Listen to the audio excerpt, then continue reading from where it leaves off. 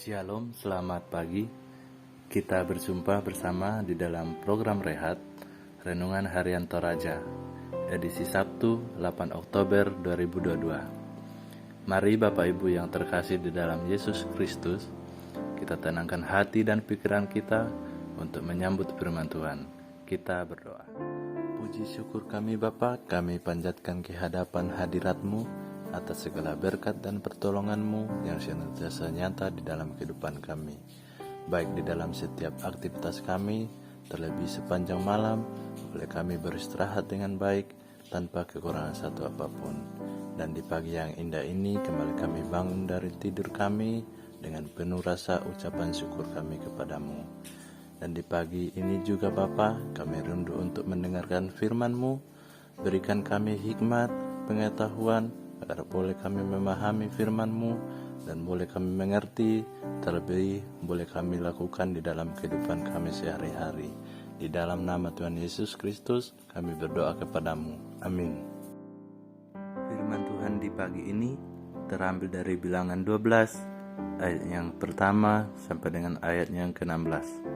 Di bawah perikop pemberontakan Miriam dan Harun. Miriam serta Harun mengatai Musa berkenaan dengan perempuan Kus yang diambilnya, sebab memang ia telah mengambil seorang perempuan Kus. Kata mereka, "Sungguhkah Tuhan berfirman dengan perantaraan Musa saja? Bukankah dengan perantaraan kita juga ia berfirman?" Dan kedengaranlah hal itu kepada Tuhan. Adapun Musa ialah seorang yang sangat lembut hatinya, lebih dari setiap manusia yang di atas muka bumi. Lalu berfirmanlah Tuhan dengan tiba-tiba kepada Musa, Harun dan Miriam, "Keluarlah kamu bertiga ke kemah pertemuan." Maka keluarlah mereka bertiga. Lalu turunlah Tuhan dalam tiang awan dan berdiri di pintu kemah itu, lalu memanggil Harun dan Miriam. Maka tampillah mereka keduanya. Lalu berfirmanlah ia, "Dengarlah firmanku ini, jika di antara kamu ada seorang nabi, maka aku Tuhan menyatakan diriku kepadanya dalam penglihatan. Aku berbicara dengan dia dalam mimpi. Bukan demikian hambaku Musa, seorang yang setia dalam segenap rumahku, berhadap-hadapan aku berbicara dengan dia, terus terang bukan dengan teka-teki, dan ia memang rupa Tuhan. Mengapakah kamu tidak takut mengetahui hambaku Musa? Sebab itu bangkitlah murka Tuhan terhadap mereka, lalu pergilah ia. Dan ketika awan telah naik dari atas kemah, maka tampaklah Miriam kena kusta, putih seperti salju. Ketika Harun berpaling kepada Miriam, maka dilihatnya bahwa dia kena kusta. Lalu kata Harun kepada Musa, "Ah Tuanku, janganlah kiranya timpakan kepada kami dosa ini, yang kami perbuat dalam kebodohan kami. Janganlah kiranya dibiarkan dia sebagai anak gugur, yang pada waktu keluar dari kandungan ibunya sudah setengah busuk dagingnya." Lalu berserulah Musa kepada Tuhan, "Ya Allah, sembuhkanlah kiranya dia." Kemudian berfirmanlah Tuhan kepada Musa, "Sekiranya ayahnya meludahi mukanya, tidakkah ia mendapat malu selama 7 hari? Biarlah dia selama 7 hari dikucilkan ke keluar tempat perkemahan. Kemudian bolehlah ia diterima kembali." Jadi dikucilkanlah Miriam ke keluar tempat perkemahan 7 hari lamanya. Dan bangsa itu tidak berangkat sebelum Miriam diterima kembali. Kemudian berangkatlah mereka dari Hajerot dan berkemah di padang gurun.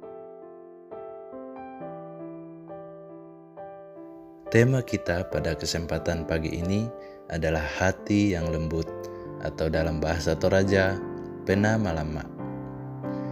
Bapak Ibu yang terkasih dalam Yesus Kristus, semua orang pastilah memiliki hati, namun tidak semua orang berhati lembut. Dari manakah bisa kita membedakan bahwa seseorang memiliki hati yang keras atau hati lembut? Mungkin Bapak Ibu bisa saja melihat dari sikap atau tindakan, tutur kata, serta perbuatannya. Memiliki hati yang lembut tidak berarti tidak pernah marah dan kecewa. Namun kemarahan dan kekecewaan itu dapat kita jaga dan dikuasai, sehingga tidak menimbulkan kekerasan atau balas dendam. Kita bisa melihat Musa disebut sebagai orang yang sangat lembut hatinya di ayat yang ketiga. Adapun Musa ialah seorang yang sangat lembut hatinya, lebih dari setiap manusia yang di atas muka bumi. Tapi Bapak Ibu yang terkasih, bukan berarti Musa tidak pernah marah, bahkan ia sering marah. Dan bahkan justru dosa terbesarnya adalah karena marah. Namun pada saat yang tepat, ia belajar untuk menahan diri, bersikap lemah lembut. Hal ini ditunjukkan Musa ketika Miriam dan Harun menentangnya. Miriam dan Harun merasa kecewa terhadap Musa karena menikahi perempuan Kus. Kekecewaan mereka makin memuncak ketika Tuhan memilih dan mengurapi Musa untuk menjadi pemimpin atas Israel. Akibat dari kemarahan Miriam, Allah menghukumnya dengan mengalami sakit kusta. Sebenarnya Bapak Ibu, Harun juga turut menyinggung Musa, namun ia segera sadar lalu merendahkan diri dan memohon pengampunan kepada Tuhan, sehingga ia luput dari penyakit kusta.